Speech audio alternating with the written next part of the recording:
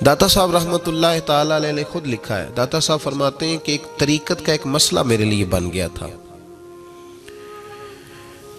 روحانی سفر انسان کر رہا ہوتا ہے نا، جب بڑے اچھے اس کے اوراد و وظائف چل رہے ہوتے ہیں، عبادات چل رہی ہوتی ہیں، تہجد میں بوجھ نہیں ہوتا اس کے لیے اٹھنا، تلاوت قرآن پاک صحیح کر رہا ہوتا ہے، اگر مراقبے پہ بیٹھا ہے تو صحیح بیٹھا ہوتا ہے، اس کے اسباق صحیح چل رہے ہوتے ہیں۔ کئی دفعہ رکاوٹ آ جاتی ہے، اس کی کوئی نہ کوئی وجہ ہوتی ہے، یا تو کہیں غلطی ہو جاتی ہے، یا انسان کوئی ایسی بھول کر بیٹھتا ہے جس کے نتیجے میں بریک لگ جاتی ہے۔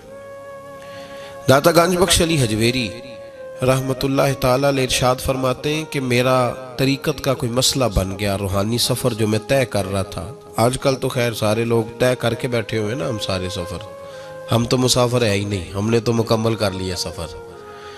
ہم تو گفتگو کرتے ہیں تو ایسے لگتا ہے کہ جیسے طریقت کے اماموں میں ہمارا نام لکھا جائے گا۔ بالکل ہم کوئی ماحول ہی نہیں ایسا کہ کوئی سیکھے، کوئی پوچھے، کوئی سوال کرے، کوئی آگے بڑھنے کی کوشش کرے، مزاج نہیں رہا ہمارا۔ داتا صاحب کہتے ہیں میں ایک روحانی مسئلے میں الجھ گیا تھا، تو میں نے بڑے اوراد کیے، وظائف پڑھے، بڑا میں نے اللہ اللہ کی، بڑا کچھ کیا، جو ممکن تھا میں نے کیا، کئی مزارات پر حاضری بھی دی، صدقات و خیرات بھی کیے، لیکن وہ میرا مسئلہ حل نہیں ہوتا تھا۔ وہ ایسا مسئلہ تھا جو الجھ گیا، مجھ سے حل نہیں ہو رہا تھا۔ آپ فرماتے ہیں میں چلتے چلتے ایک مسجد میں گیا تو وہاں کچھ درویش بیٹھے تھے، درویش، اور وہ عجیب مجذوب صفت لوگ تھے، ایک گروہ ان کا پورا بیٹھا ہوا تھا۔ فرماتے ہیں انہوں نے میری طرف دیکھا تو میرا مذاق اڑانا شروع کر دیا، پھر انہوں نے خربوزے کھانے شروع کیے، وہ خربوزہ کھاتے تھے اور چھلکے مجھے مارتے تھے۔ آپ فرماتے ہیں وہ چھلکے مار کے پھر ہنستے تھے، پھبتیاں کستے تھے، میرا مذاق اڑاتے تھے۔ فرماتے ہیں وہ میرا مسئلہ جو کئی دنوں کا اٹکا ہوا تھا، حل نہیں ہو رہا تھا، ان کی یہ حرکت کرنے سے میرا وہ والا مسئلہ اللہ نے حل فرما دیا۔ میرے اندر وہ تازگی پیدا ہو گئی۔ جب کوئی شخص خبر لاتا ہے نا آپ کے لیے جب کوئی خبر لاتا ہے کہ فلاں نے آپ کو برا کہا، تو اس میں محاذ نہیں قائم کرنا چاہیے۔ ایک ہم لوگ محاذ بنا لیتے ہیں، جو موقع ہماری عین اصلاح کا ہوتا ہے، جس میں ہمارے لیے بڑے اسباق ہوتے ہیں، ہماری بہتری بہت زیادہ اس کے اندر مضمر ہوتی ہے، ہم اس کو سمجھتے ہی نہیں۔ یہ جو دین کے لیے تانا ہوتا ہے نا، جے کر یہ تانے نصیب ہو جائیں ہمیں، اگر ہمارے مقدر میں آ جائیں یہ تانے، تو یہ بڑا فائدہ کریں گے، یہ نفع کریں گے۔ بہت سارے تانے ہم برداشت کرتے ہیں، لوگ بہت ساری برادریوں کو اچھا نہیں سمجھتے، ہم سہتے ہیں، کبھی کو برادری چھوڑ کے نکلا تو نہیں۔ بہت سارے لوگ بہت ساری چیزوں کو اچھا نہیں سمجھتے، لیکن ہم نے احتجاج تو نہیں کیا۔ مذہب کے معاملے میں ذرا سا ہلکا سا کو تانا دیتا ہے۔ میں نے کہا کہ آپ دیکھیں نا داتا صاحب نے کتنی خدمت کی، تو کیا سارے لوگ اچھا کہتے ہیں داتا صاحب کے مزار کو؟ آج بھی اتنی لمبی زبانیں نکال کے لوگ کہتے نہیں وہ شرک کا اڈا ہے، معاذ اللہ۔ بابا فرید علیہ رحمہ زہد الانبیاء، شیخ الاسلام، تو کیا ساری دنیا ان کو صحیح کہہ رہی ہے آج بھی؟ تو یہ تو بھئی لطف ہے، آپ اس لطف کا رنگ کیوں خراب کرتے؟ اس کا ذائقہ لیں، اس طرف بھی توجہ کریں، اس پر غور کریں۔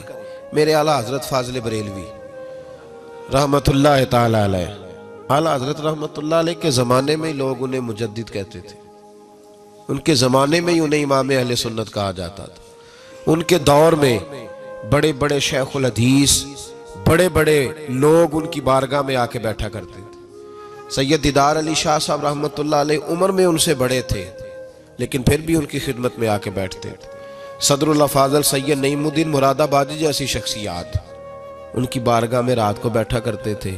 بڑے بڑے قیمتی لوگ، حضرت محدث سورتی، یہ مرید تھے مولانا فضل الرحمان گنج مراد آبادی رحمت اللہ علیہ کے، اور پڑھا بھی انہی سے، خلافت بھی انہی سے، سارا سلسلہ انہی سے، لیکن ہر وقت اعلیٰ حضرت کے پاس بیٹھے رہتے تھے، اور عمر بھی اعلیٰ حضرت سے زیادہ تھی۔ تو کچھ لوگوں نے کہا کہ سارا سلسلہ وہاں ہے، بیٹھے یہاں رہتے ہو۔ فرمانے لگے یار جو ایمان کی لذت ان کے پاس ملی ہے وہ کسی اور جگہ نہیں ملی، ہر چیز اپنی جگہ پہ۔ لیکن اس کے ساتھ ساتھ ایک دوسرا پہلو بھی تھا. جس طرح آج لوگوں نے شور ڈالا ہے نا، اتنی تنقید شاید کسی شخص پہ ہوتی ہو جتنی فاضل بریلوی پہ معاذ اللہ کی جاتی ہے. لوگ بدعتی کہہ کے، قبر پرست کہہ کے، بڑا کچھ کہہ کے تانے نہیں دیتے، انہیں الزامات نہیں لگتے. تو یہ آج نہیں شروع ہوئے، یہ اس زمانے میں بھی یہ سلسلہ جاری تھا. حضرت مولانا ظفر الدین صاحب بہاری رحمۃ اللہ تعالی علیہ بہت بڑے عالم تھے، بخاری کی شرح فرمائی، اور اعلیٰ حضرت کے خلفاء میں سے تھے، بڑے قابل آدمی تھے، بہت بڑے عالم تھے. تو پیار بھی بڑا تھا. جس سے محبت ہوتی ہے اس کی غیرت بھی انسان کے دل میں ہونی چاہیے. تو خطوط پڑھنے کی اور جواب دینے کی ڈیوٹی بھی حضرت مولانا ظفر الدین بہاری رحمۃ اللہ علیہ کی تھی. تشریف فرما تھے، بیٹھے ہوئے تھے، تو خط آتے تھے. اب ہمارے ہاں ٹیلی فون آتے ہیں، کام آسان ہو گیا ہے. پرانے زمانے میں خطوط آیا کرتے تھے، اور خطوط کے جواب لکھنا ایک بہت بڑا کام ہوتا تھا. باقاعدہ مشائخ کے پاس کچھ لوگ ایسے موجود ہوتے تھے جو صرف خطوط کے جواب دیتے تھے، اور اگر کوئی فتوے کا معاملہ ہوتا تھا تو وہ فاضل بریلوی علیہ رحمہ خود لکھا کرتے تھے. تو خط کچھ آئے، مولانا ظفر الدین بہاری رحمۃ اللہ علیہ پڑھنے لگے، سنانے لگے، جواب اعلیٰ حضرت فرمانے لگے، وہ لکھنے لگے. تو ان خطوط کے اندر 2-3 خطوط ایسے بھی آئے جس میں لوگوں نے اعلیٰ حضرت کو گالیاں لکھی ہوئی تھی. معاذ اللہ، بڑے سخت جملے کہے تھے، اور ایسی باتیں کہی تھیں کہ جو وہ پڑھتے گئے تو انہیں جلال آتا گیا. بڑے مریدین اعلیٰ حضرت کے حاجی لال خان جیسے بڑے رئیس اعظم لوگ تشریف فرما تھے. جب یہ خطوط پڑھے گئے، جلال آیا سب مریدین کو، اور جوش میں مولانا ظفر الدین بہاری کہنے لگے میں ان پر مقدمہ کروں گا، میں کچہری جاؤں گا، عدالت جاؤں گا، میں مقدمہ کروں گا، انہیں سزائیں دلواؤں گا. اعلیٰ حضرت رحمت اللہ علیہ مسکرا کے ان کا چہرہ دیکھنے لگے، فرمانے لگے اس طرح کر، ان کو بند کر، اور یہ میرے سے چابی لے، فلاں الماری کھول، اس کے فلاں دراز میں کچھ خط پڑے ہیں وہ بھی نکال کے لا. آپ کہتے میں گیا، وہ خطوط میں نکال کر کے لایا، اور لا کر میں پڑھا. ان کو کھولا تو کسی نے اعلیٰ حضرت کو امام اہل سنت لکھا ہوا تھا، کسی نے لکھا تھا مجدد آپ، کسی نے لکھا تھا کہ ہندوستان کے حسان بن ثابت بھی آپ ہی ہیں رضی اللہ. کسی نے کوئی لقب دیا، کسی نے کوئی. اعلیٰ حضرت فرمانے لگے ظفر الدین اس طرح کر یار، انہوں نے میری تعریفیں کی ہیں، پہلے انہیں جائیدادیں بانٹنا، تو پھر تنقید کرنے والے پہ مقدمہ بھی کر لینا. انہیں پہلے جائیدادیں بانٹنا، ان کے لیے انعام کا اعلان کر. اور پھر بڑا خوبصورت اور قیمتی جملہ جو صوفیاء کی روحانی تربیت کے لیے بڑا قیمتی ہے، بڑا خوبصورت جملہ کہا. آپ فرمانے لگے مجھے بتاؤ تو صحیح، میرا ان کے ساتھ ذاتی جھگڑا کیا ہے؟ یہ جو مجھے گالیاں دیتے ہیں، میرا جھگڑا کیا ہے ان کے ساتھ؟ کوئی زمین کا میرا ان کے ساتھ لین دین کا معاملہ؟ کیا جھگڑا ہے؟ جھگڑا یہ ہے کہ یہ کہتے ہیں جیسا علم نبی پاک کو ہے ویسا جانوروں پاگلوں سب کو ہے، تو میں انہیں کہتا ہوں تم کفر بکتے ہو. یہ کہتے ہیں لاٹھی تو فائدہ دیتی ہے، محمد اور علی تو اتنا فائدہ بھی نہیں دیتے، تو میں انہیں کہتا ہوں تم کفر بکتے ہو. یہ کہتے ہیں اللہ جھوٹ بول سکتا ہے معاذ اللہ، تو میں کہتا ہوں تم کفر بکتے ہو. یہ کہتے ہیں حضور کے بعد بھی کوئی نبی آئے تو ختم نبوت میں فرق نہیں پڑتا، تو میں کہتا ہوں تم کفر بکتے ہو. یہ کہتے ہیں گدے بیل کا خیال آئے تو نماز نہیں ٹوٹتی، نبی پاک کا آ جائے تو ٹوٹ جاتی ہے. تو فرمایا میں انہیں کہتا ہوں میرا ان کے ساتھ جھگڑا کیا ہے؟ یہ بس جھگڑا ہے.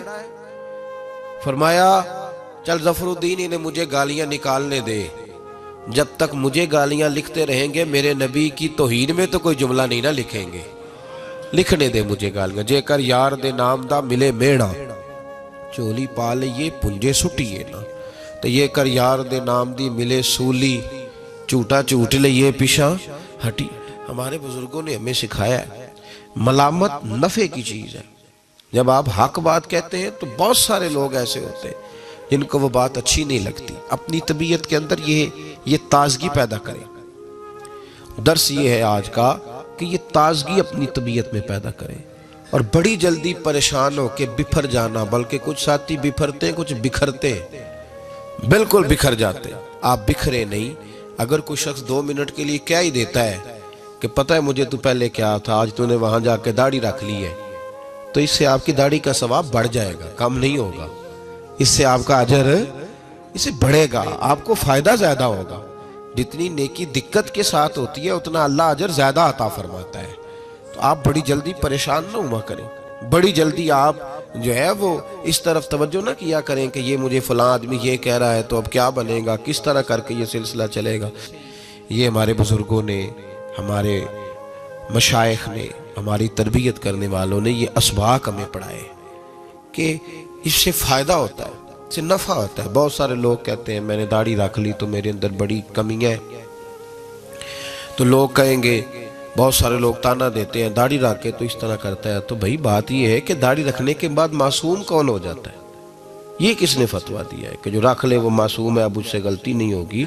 تو گناہ چھوڑنے کی کوشش کرنی چاہیے.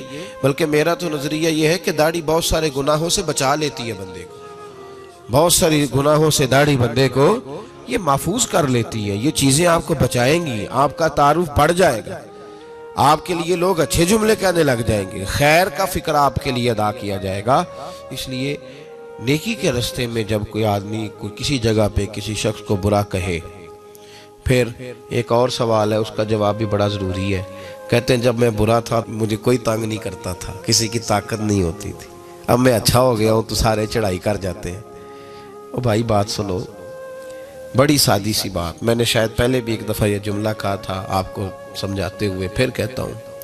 میرے محبوب پاک صلی اللہ تعالی علیہ وسلم کی سیرت کے جو کمالات ہیں ان میں سے ایک بہت بڑا کمال یہ ہے کہ نبی پاک کی ذات تک لوگوں کی رسائی بڑی آسان تھی، آسان رسائی تھی. کسی کو مشکل، کسی کو دقت نہیں ہوتی تھی حضور تک پہنچنے میں، آسان رسائی.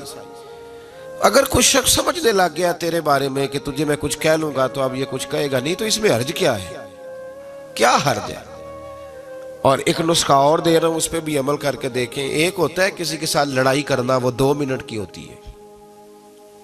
آپ کو کسی نے کچھ کہا، جواب میں آپ نے 2-3 باتیں کی، تو یہ 2 منٹ کی جنگ ہے، یہ ختم ہو گئی. اس سے آپ کو سکون نہیں ملے گا. اور اگر آپ سزا دینا بھی چاہتے ہیں تو سامنے والے کو سزا نہیں ملے گی.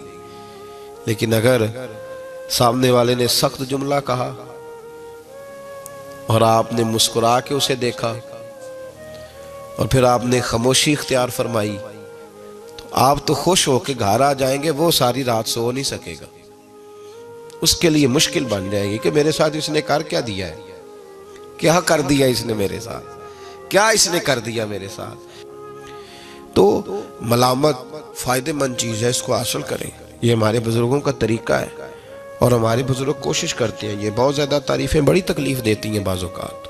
اس لیے میرے عزیز بڑی جلدی نہ گھبرائیں. یہ تو شیطان کا ایک حملہ ہے، یہ تو نفس کی ایک چال ہے، یہ تو ایک باریک فتنہ ہے کہ ہم جی ادھر گئے تھے تو ہمیں ٹوک دیا گیا، تو روک دیا گیا تو ہم نے چھوڑ دیا. ایسے نہیں کریں، اپنے اندر یہ خوبی پیدا کریں. اور جب آپ تھوڑا سا یہ برداشت کرنا سیکھیں گے پھر ہی تو لطف آئے گا نیکی کرنے کا. اور پھر ایک اور بات بھی آپ سے بڑی ضروری ہے، آپ کو گزارش، اختراع نہ کریں، اپنی مرضی کی چیزیں وضع نہ کریں، اپنی مرضی کے سوال جواب نہ کبھی بھی ذہن میں پیدا کریں. قرآن و حدیث ہمارے پاس موجود ہے، ہمارے صوفیاء کے پورے ابواب اور نصیحت کے مقدس موتی ہمارے پاس موجود ہے. آگے بڑھیں، ان باتوں کو لیں تو اس طرف خاص توجہ فرمائیں. اللہ تبارک و تعالی سمجھنے کی توفیق عطا فرمائے.